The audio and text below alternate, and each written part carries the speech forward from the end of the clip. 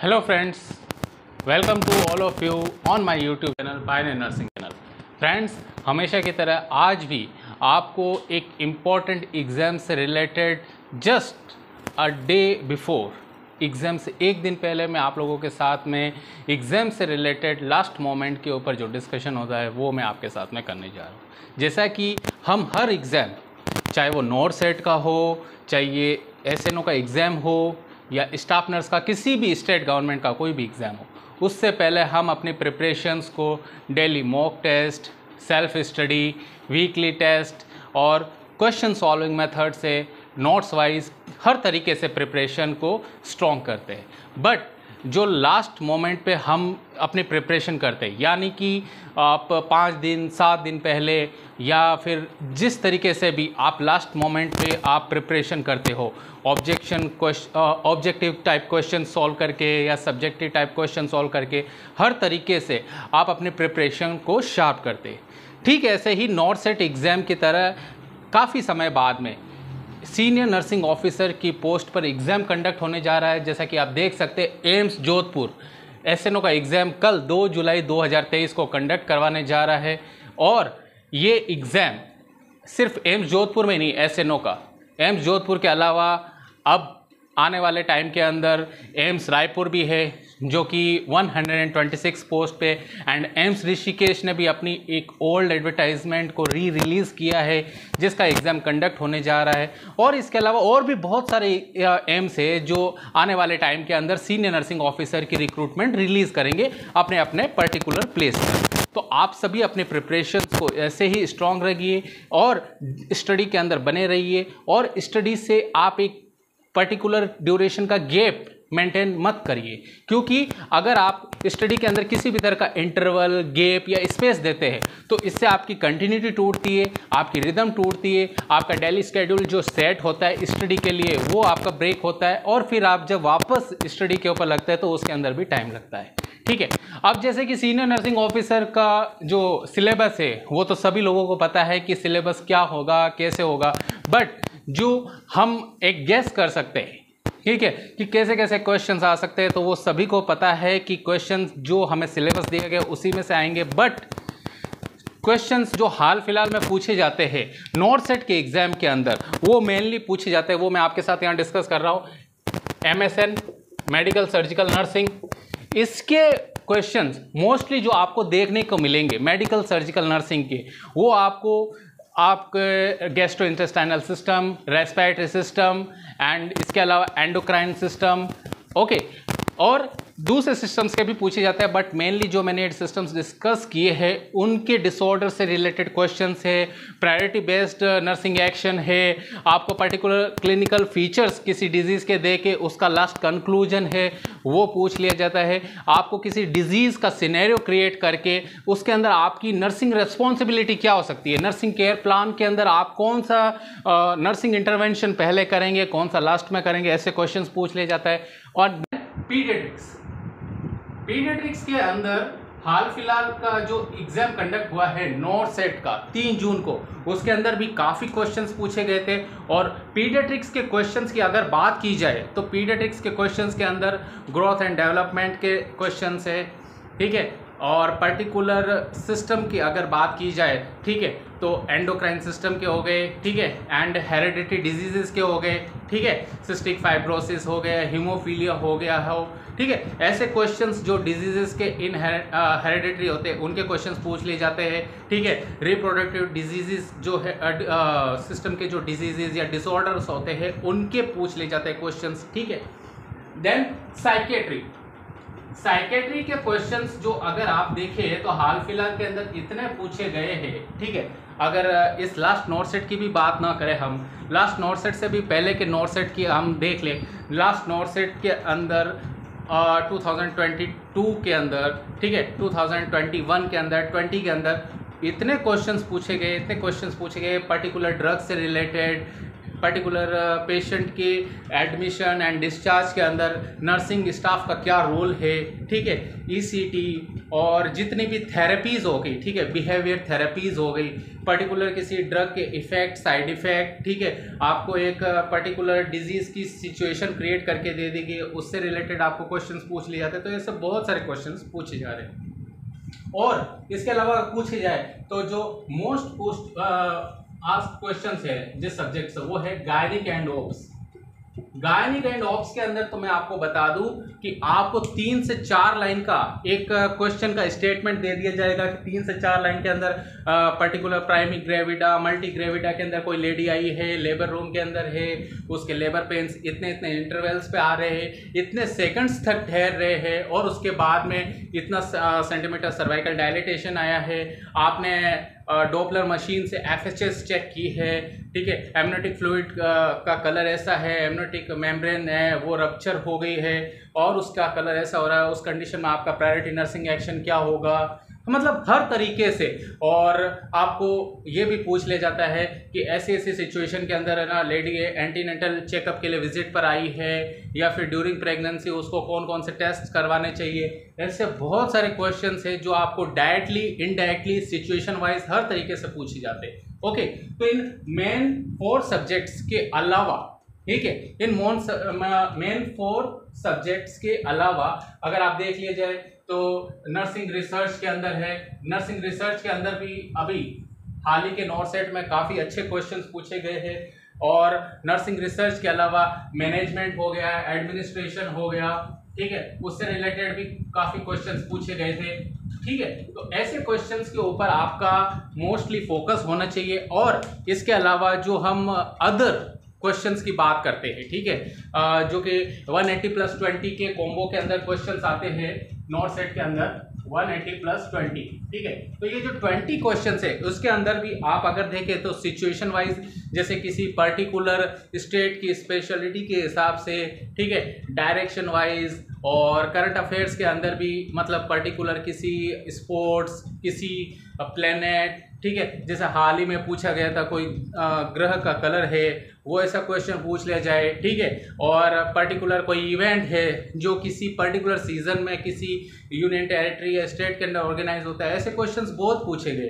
तो ऐसे क्वेश्चंस पे आपका फोकस होना चाहिए। एंड जैसे कि मैं अपने एक्सपीरियंस के बेस पे कह रहा हूँ, जैसे कि मैंने भी मतलब काफ़ी एग्जाम्स अटेंड किए हैं, दिए हैं, और जिस तरीके के क्वेश्चंस हाल फिलहाल में पूछे जाते हैं, तो प्रैक्टिकल बेस्ड नर्सिंग के क्वेश्चंस काफ़ी पूछे जाते हैं। सिर्फ आपका थ्योरेटिकल नॉलेज इनफ नहीं है, ये बात मैं हमेशा से अपने वीडियोस में कहता आया हूँ। Theoretical knowledge is not enough in present time to crack any nursing officer exam at any state level exam और national level exam। आपको प्रैक्टिकल नॉलेज गेन करना ही होगा। प्रैक्टिकल नॉलेज से रिलेटेड प्रोसीजर्स वगैरह जितनी भी आपको है, पर्टिकुलर मेथड्स है, सब के सब आपको पढ़कर आपको प्रैक्टिकली देखना होगा कि उसको पेशेंट्स के ऊपर कैसे अप्लाई किया जाता है, वार्ड का सिनेरियो क्या होता है, पर्टिकुलर इमरजेंसी कैजुअलिटीज़ का क्या सीन होता है, ऑपरेशन थिएटर्स, आईसीयू का सेटअप कैसे होता है, वहाँ पे कैसे पेशेंट को डील किया जाता है। जैसे मैं खुद पर्टिकुलरली मैं कैजुअलिटी के अंदर अपॉइंटेड हूँ, तो मेरे सामने पेशेंट आता है तो मैं उसे कैसे डील करता हूँ, कैसे कैसे सिचुएशंस, कैसे कैसे डिजीजेस से अफेक्टेड पेशेंट्स आते हैं, किस नर्सिंग एक्शन को पहले प्रायोरिटी देनी है। किसी पेशेंट को पहले सबसे पहले हाइपोवोलेमिक शॉक के अंदर आया, उसको फ्लूइड देना ज़रूरी है। कोई पेशेंट हाइपोक्सिक कंडीशंस के अंदर आया है, कोई गैस पॉइजनिंग कंडीशन आया है, तो उसको सबसे पहले ऑक्सीजन एडमिनिस्ट्रेशन करना है, प्रॉपर पोजिशन, उससे भी पहले प्रॉपर पोजिशनिंग मेंटेन करनी ज़रूरी है, एंड वेंटिलेट करना है पर्टिकुलर सराउंडिंग के अकॉर्डिंग। अगर कंडीशन वर्स्ट है तो उसको वेंटिलेट करने के बाद में मतलब उसको मतलब ऑक्सीजनेशन प्रोवाइड करने के बाद में अगर उसकी वर्स्ट सिचुएशन है तो उसको इंट्यूबेट करना है कि नहीं करना है, मैकेनिकल वेंटिलेशन प्रोवाइड करना है नहीं करना है, और उससे भी पहले हमें क्या क्या चीज़ें करनी चाहिए, ठीक है। That is called rapid sequence of intubation. वो भी मैं नेक्स्ट क्लास के अंदर आपको एक्सप्लेन करूंगा, RSI जिसे बोलते हैं। ऐसा भी क्वेश्चन पूछा गया था लास्ट नॉर्थ सेट के अंदर। तो ये सब चीज़ें आपको प्रैक्टिकली आनी चाहिए, आपको समझनी चाहिए। और सारे के सारे क्वेश्चंस आज की तारीख में जो पूछे जाते हैं ऐसे ही पूछे जाते हैं। पर्टिकुलर इंस्ट्रूमेंट का आपको फ़ोटो देकर पूछ ले जाता है, पर्टिकुलर कोई प्रोसीजर करते हुए आपको 10 से 15 सेकंड का वीडियोस, जैसे कि अभी पिछले 4 या 5 साल के अगर आप एग्ज़ाम के पेपर्स उठा के देखें तो ठीक है, तो ऐसे ही क्वेश्चंस आपको पूछे जाएंगे। तो आपको एग्ज़ाम के अंदर क्वेश्चंस बिल्कुल पीस एंड काम माइंड के साथ में अटेंड करने हैं। आपको जो भी क्वेश्चंस आए रैंडमली, ऐसा नहीं है 1 2 3 4 सीक्वेंस के अंदर आप करते जाए, नहीं। अगर आपको लग रहा है टाइम के अकॉर्डिंग आपको क्वेश्चंस अटेंड करने हैं और आपको एक इजी क्वेश्चन से टाइम बचाकर, जो बचता है टाइम सेकंड्स के अंदर, वो आपको दूसरे क्वेश्चंस में जिसके अंदर ज़्यादा टाइम लग सकता है, कोई रीजनिंग का क्वेश्चन है, उसके अंदर आप वो अपना टाइम इन्वेस्ट कीजिए। तो इससे आपके क्वेश्चंस भी टाइमली अटेंड होंगे। आपके क्वेश्चंस अटेंड होने के साथ में आपका टाइम भी जो मैनेज है वो अकॉर्डिंग टू क्वेश्चंस है वो ईजिली होगा, और आपके नंबर ऑफ क्वेश्चंस जो अटेंडिंग कैपेसिटी है वो भी धीरे धीरे आपके क्वेश्चंस बढ़ते जाएंगे। लेकिन ध्यान रखिए, क्वेश्चंस का जो स्कोर है या क्वेश्चंस जो है, आप रिस्क उतना ही लीजिएगा जितने के अंदर आप खुद को कॉन्फिडेंट फील करें। एग्जाम सेंटर में जाने से पहले आप अपना खुद का एक टारगेट सेट करके जाए कि आपको इतने ही क्वेश्चंस अटेंड करने हैं, ठीक है। मान लो कि 100 क्वेश्चंस के आते हैं, ठीक है, 100 क्वेश्चंस के अंदर आप अपना एक टारगेट लेकर जाते हैं कि मुझे 60 to 70 तो एटलीस्ट करना ही है कैटेगरी वाइज सेलेक्ट होने के लिए और मेरिट में आने के लिए। बट आफ्टर देन अगर आपको लगता है कि 10 क्वेश्चन या 12 क्वेश्चन या 15 क्वेश्चन तक मैं और रिस्क ले सकता हूं और जिसके अंदर मैं 50% कॉन्फिडेंट हूं, तो ध्यान रखिएगा ऐसे क्वेश्चंस में भी आप एलिमिनेशन मेथड से पहले तो 2 ऑप्शंस को निकाल दीजिए जो कि आपके क्वेश्चन से कोरिलेट ही नहीं करते हैं, जो कि रिलेटेबल ही नहीं।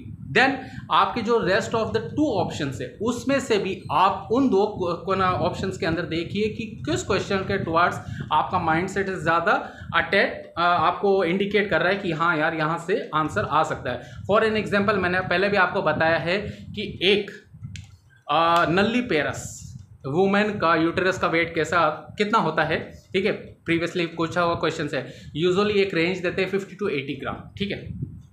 अब 50 to 80 ग्राम ऑप्शन आ गए चारों, 50, 60, 70, 80। लेकिन अगर हम देखें स्टैंडर्ड गाइड्स एंड बुक्स के अंदर नल्ली ग्रेविडा, नल्ली पेरस यूटेरस का वेट एक वुमेन के अंदर 60 ग्राम ऑलवेज राइट माना गया है। ध्यान दीजिएगा 60 ग्राम। तो ये सिर्फ एक एग्जाम्पल है, ठीक है। ऐसे ही क्वेश्चंस आपको बहुत सारे आपको एग्जाम के अंदर भी देखने को मिल सकते हैं, ठीक है, जहां पे आपका माइंडसेट आपको 50, 60, 60, 70 ऐसे आपको मतलब दोनों ऑप्शंस के अंदर कंफ्यूज करेगा। लेकिन आपको वहां कंफ्यूज नहीं होना है, आपको अपना माइंडसेट के कॉन्फिडेंस लेवल के अकॉर्डिंग वो ऑप्शन चूज करना है जिसके अंदर आपको परसेंटेज ऑफ चांसेस जो है सेलेक्ट होने के, ठीक है, ज़्यादा दिखाई देती है, ठीक है। और इसके अलावा ऐसे क्वेश्चंस अटेंड करने के अलावा अगर कोई रीजनिंग के क्वेश्चन भी आते हैं तो उनको आप सबसे लास्ट में रखिएगा, क्योंकि वो टाइम कंज्यूमिंग होते हैं, ठीक है। उसके अंदर आपको कैलकुलेशन करने की नीड होती है, रफ वर्क करने की नीड होती है, तो ऐसे क्वेश्चंस को आप लास्ट के लिए रखिए, ठीक है। और जो कि आपके कैलकुलेशन बेस्ड मेथड के क्वेश्चन आते हैं, ठीक है, ड्रॉप फैक्टर के हो गए, पर्टिकुलर ड्रग की स्ट्रेंथ से रिलेटेड आ गया है, ठीक है, फ्रीक्वेंसी के अंदर आपको कितने देना है, फ्लो रेट सेट करने का आ गया। तो ऐसे क्वेश्चंस भी जो है आप रीजनिंग के साथ में ही लास्ट में रखिए, क्योंकि ये थोड़े से टाइम कंज्यूमिंग होते हैं। जैसे कि अभी मैंने कहा है कि वो आपके जो क्वेश्चंस का जो टाइम होता है कि यूजुअली कि आप एक क्वेश्चन पे अगर 15 से 30 सेकंड 15 to 30 सेकंड्स का टाइम लेते हैं, तो ऐसे क्वेश्चंस जो है आपके 50 to 60 सेकंड्स ले जाते हैं। अगर आप शुरुआती पीरियड के अंदर अगर ऐसे क्वेश्चन अटेंड करेंगे तो आपके जो ईजी क्वेश्चन है उनके लिए भी जो टाइम है लास्ट मोमेंट पे, लास्ट के जो 30 मिनट्स होते हैं या 20 मिनट्स होते हैं, या इवन आपके ऐसी सिचुएशंस भी आती है जहां पे आपके 10 मिनट्स बचे होते हैं और आपको 20 to 30 क्वेश्चंस अटेंड करने होते हैं। तो ऐसी सिचुएशन को नहीं आने दें। सीक्वेंस के अंदर क्वेश्चन अटेंड करने के बजाय रैंडमली करें। ऐसे करें कि फर्स्ट 1 2 3 कर लिया, फिर उसके बाद में आप डायरेक्ट 50th क्वेश्चन पे जाए, फिर उसके बाद में आपने यहाँ से किया 10 क्वेश्चन अटेंड किए, फिर आप 20 का गैप दे के आगे जाए, फिर ऐसे आप रैंडमली ऐसे करके जब आप आते एक सीक्वेंस सेट कर लीजिए कि शुरुआती 30 मिनट्स में मुझे इतने क्वेश्चन करने हैं, देन सेकंड 30 मिनट्स में इतने करने हैं, देन 30 मिनट्स में ऐसे करना। इस तरीके से टाइम के सेगमेंट को बांट कर आप क्वेश्चंस को अटेंड कीजिए। क्वेश्चंस को अटेंड करने के साथ में किस क्वेश्चन को फर्स्ट प्रायोरिटी देनी है, किसको लास्ट देनी है, एंड प्रेजेंस ऑफ माइंड। मैं हमेशा कहता हूँ कि जितनी हम नेट प्रैक्टिस करते उतनी अगर मेन मैच में प्रैक्टिस करें, इवन यहाँ पे हम मैच की बात नहीं करके एग्ज़ाम की बात कर रहे हैं कि जितना हम क्लास टेस्ट या खुद का ही टेस्ट मॉक टेस्ट देते हैं कहीं पर भी किसी भी ऐप के थ्रू या खुद से भी सेल्फ टेस्ट लेते हैं, तो उसके बाद में हम मेन एग्ज़ाम के अंदर कैसा परफॉर्म करना है वो भी इम्पोर्टेंट है, ठीक है। लेकिन हम जब खुद से टेस्ट देते हैं, ठीक है, सेल्फ टेस्ट देते हैं, मॉक टेस्ट देते हैं, तब हमारे पास में किसी न किसी तरीके से कोई गाइड या फिर किसी न किसी तरीके से हमारे पास में हेल्प अवेलेबल है। बट मेन एग्जाम के अंदर हमारा खुद का माइंड ही है वो सबसे बड़ा हेल्प सेंटर होता है, उससे बड़ा कोई हेल्प सेंटर नहीं। तो वहाँ पे हम अपने प्रेजेंस ऑफ माइंड के अकॉर्डिंग जो ऑप्शन क्लिक होता है माइंड के अंदर उसे चूज़ करके हम अगर आगे बढ़ते तो वही क्वेश्चन का आंसर जो आपने चूज़ किया है वही आपका सिलेक्शन करवाता भी और नहीं भी करवाता है। तो आपका प्रेजेंस ऑफ माइंड बहुत ज़रूरी है। सो कल के एग्ज़ाम के लिए इन द लास्ट आपको बहुत बहुत बधाइयाँ, ऑल द बेस्ट। सभी फ्यूचर सीनियर नर्सिंग ऑफिसर्स को अपना एग्ज़ाम बेस्ट से बेस्ट तरीके से दीजिए और किसी भी तरह का स्ट्रेस मत लीजिए। ये मत सोचिए कि आपका लास्ट मोमेंट है। Always be positive. इस चांस के बाद में भी आप और ट्राई करने के टुवर्ड्स एक पॉजिटिव माइंडसेट के साथ में हमेशा आगे बढ़िए। और एक बार का सिलेक्शन, सिर्फ एक बार का सिलेक्शन आपको चैंपियन नहीं बनाता। Always keep it in mind, एक बार चैंपियन बना तो सिकंदर, लेकिन बार बार जो अपना सिलेक्शन अपने दम पे प्रूव करके दिखाता है वही सही मायनों में होता है एक रियल चैंपियन, ठीक है। और मैंने खुद आपको कहा है कि मैंने खुद ने भी आज तक जितने भी सिलेक्शंस लिए हैं by grace of God and self study, parents वगैरह सभी टीचर्स ने जो भी मुझे गाइड किया है अच्छे से किया है, मैंने अपने सेल्फ स्टडी से अपने आप को इस तरीके से प्रैक्टिस किया है कि मैं अपने नॉलेज के बेस पर आप सभी लोगों को वही चीज़ समझाऊँ जो आप लोगों के लिए बेस्ट है, ठीक है। अगर हम अच्छे से एग्ज़ाम दे सकते हैं तो डेफिनेटली हमें हर वो चीज़ आनी चाहिए जो हमारे लिए ज़रूरी है, नीडफुल है। Okay, all the best to all of you for tomorrow's exam.